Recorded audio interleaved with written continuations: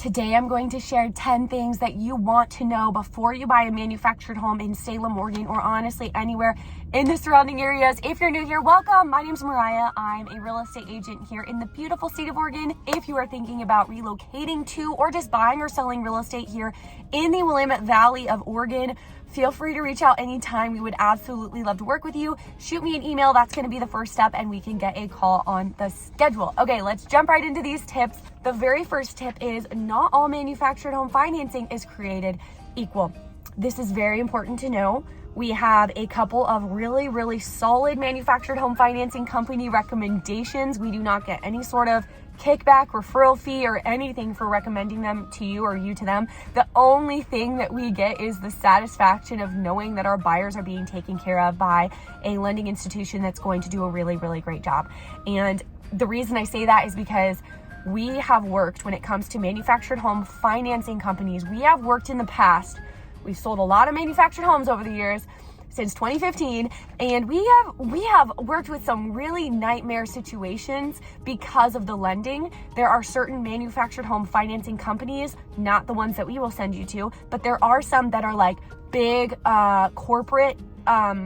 corporations, whatever, and it's so impersonal. You have a very difficult time reaching them if you need anything. When you call your lender, you're not even calling your lender, you just call a helpline type situation, and it's just a headache, and we want to save you from that. So that's the first thing to know. Not all manufactured home financing is created equal. The second thing to know is a regular bank or regular old lender cannot finance homes in parks. So manufactured homes are actually considered personal property, not real property. If the manufactured home is on its own land, though, and you own the land and the home, it is then real property, just like a regular residential house.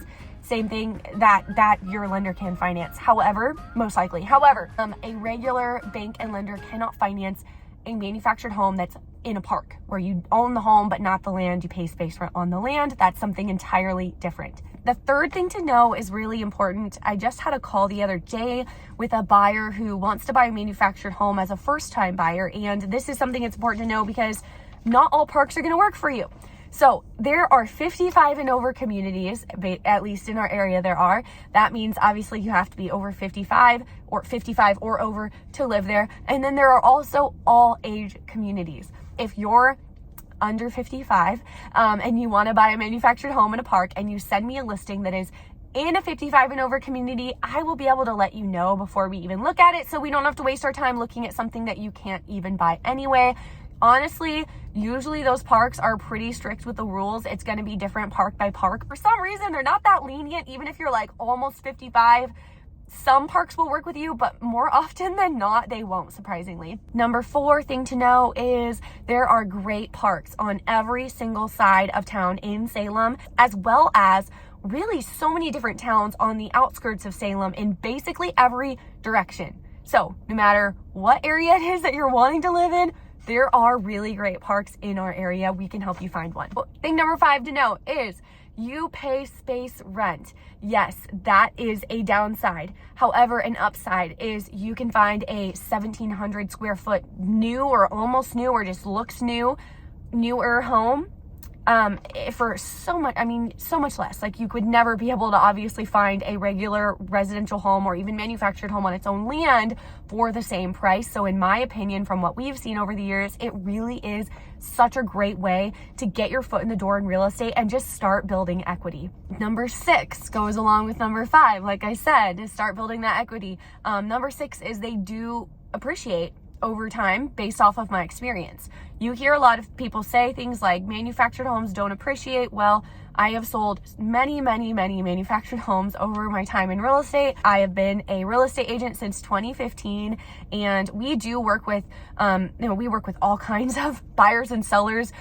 I started out mainly with manufactured homes, and now we mainly work with residential single-family homes. However, we still do work with manufactured homes. That's why I'm making this video. We work with manufactured homes, townhomes, condos, regular residential homes, $1 million homes. We sell them all. But my whole point in saying all of this is, from what I've seen over my years in real estate, helping so many buyers and manufactured home sellers over the years, they do appreciate in value. I have not seen a difference. I have not seen them not appreciate as home values have been going up.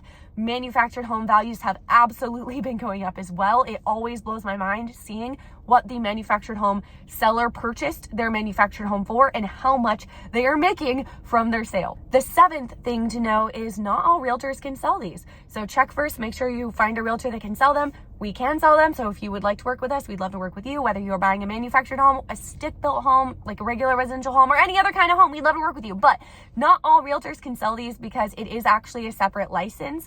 It is a like buying and selling license instead of just a real estate license. And our brokerage, Real Broker, does have both license, which is why we are able to sell manufactured homes and residential homes and have been for the last like going on 10 years now. The eighth thing that you need to know before you buy a manufactured home in Oregon is when you reach out to us, it's okay to not know yet if this is the type of housing you want, or even to not know what type of housing you want yet, if that makes sense.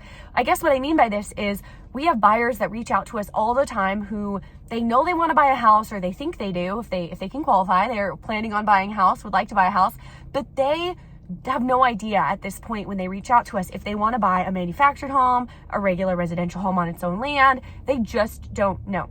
That's okay. We can still talk to you. We can talk about maybe the pros and cons of both, what to expect as far as either way goes. And we can send you the information to a fabulous regular residential home lender as well as a fabulous manufactured home in a park financing lender. And I do not think it hurts to call both. This is what I would recommend to a home buyer. If you're in that boat where you're like, I would like to buy a home, I don't know if I can qualify for a manufactured home or a residential home. I don't know about the numbers and like which one would make sense for me right now, or which one I'm just leaning towards. My biggest recommendation is call both the stick-built home lender that we send you and the manufactured home lender that we send you. They can both give you a lot of clarity and insight with just a short call. You don't have to obviously commit to anything or pay anything. I would give them both a call, and that will definitely help with your decision-making process. I truly do believe. The ninth thing to know is that most parks do have some sort of pet restriction. This is totally going to be different park by park. Owner by owner. I've seen some really strict parks. I've seen some really not strict parks. Usually what we see is there is a limit as to how many pets you can have, and some don't enforce it at all though, some do. And a lot of times there's a limit as to a size, like if your dog is a certain size, they won't allow that. Usually it's pretty big, but some parks do have a size restriction for dogs. And then I've even seen some parks like Lakeside Village, a really well-known, beautiful park that's all age friendly here in Salem off Turner Road, over south. That park has a rule that you see sometimes in parks that says no Rottweilers and no pit bulls. So some parks are more specific on the type of breeds. If you have questions about that, I can set you up with the park manager. You can talk further, in depth on that, know what their rules are. Every park's going to be different, but usually there is some sort of pet restriction as far as that goes. The 10th and final thing to know is that a manufactured home on its own land might not be what you think. I know we hear often from buyers that they want to find a manufactured home, but on its own land, not in a park. And it's not impossible. We've definitely helped buyers find those in the past, but I just want to put it out there that it might not be what you think, meaning that a lot of buyers want to buy that because they think they're going to get a good deal because it's a manufactured home. But what we found that is if it's on its own land, it's really not usually that significantly crazy less than a other residential home, if that makes sense. Like it's not always, but just it depends on where it's at. It all depends on the location, but it's not always what you think. And then of course, buying land and then moving a manufactured home onto it sounds like a really great idea. I know I've even looked into this personally in the past, especially when you look at these beautiful brand new, $150,000 manufactured homes that you could buy and then buy a piece of land and then move it onto it. And it seems like such a great deal, but don't forget there are so many things that come along with it that really do add up. And I'm telling you, it's not as inexpensive as it sounds. It might be a good route for you, but it might not be as well. Definitely do your due diligence and look into it. Another thing to note is if you're buying a piece of land and moving a manufactured home onto it, the land in Oregon needs to be certified for a manufactured home, which is harder than you would think to find. So anyway, that's just a few things to keep in mind. Let's set up a Zoom call. If you are thinking about buying in Oregon or just moving to Oregon, let me know. I'd love to chat with you. And also, if you are interested in buying real estate or just real estate in general in Oregon or moving to Oregon, any of those things, I have a handful of playlists on my channel I think you would grab value from. So head over to my channel after this and find those, and I'll see you guys next time.